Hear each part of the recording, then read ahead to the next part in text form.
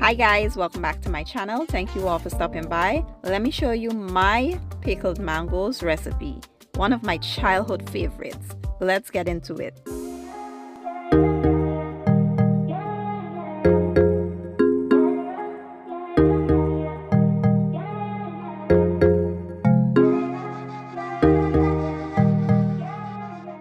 Okay guys, so let's take a quick look at these ingredients you'll need for this delicious snack. I used to love this as a child. It was one of my childhood favorites. We used to either buy it on the road corner or make it ourselves. So today I'm going to show you how I make mine. Here I have some sliced mangoes, and this is what the mangoes look like before I slice them up. And I will be using some water, some white distilled vinegar.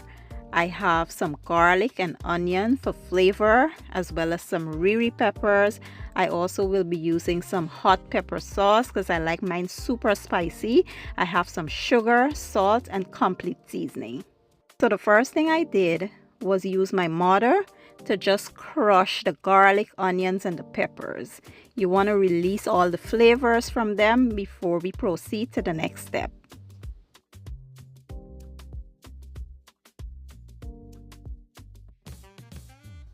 Once you're done, this is how it should be looking. Next, we'll go ahead and prepare our pickling solution. So to the water, you want to add all of the ingredients, give it a good stir, and this will be used, to pickle our mangoes. Now, you can do this super simple, like basic, with just salt, sugar, water, and a little pepper. But you know me, I like to elevate my recipes and take it to the next level. So I added a few extra ingredients that, take it over the top. So once we are done with our solution, you want to go ahead and just transfer it to the jar that you'll be storing it in. So here I am transferring it to the jar, and then you just want to add your mangoes in here. Make sure they are nicely submerged in the solution, and that's basically it.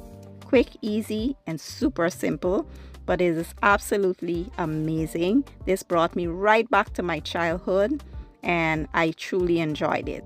You can leave it, up to like a month or so, and the longer you leave it, it will cure and taste better. So give the recipe a try for me and let me know what you guys think. As I said, I will be leaving all my ingredients and the measurements down in the description box, and I'll see you guys in my next one. Thank you for watching. I appreciate your support, and as always, enjoy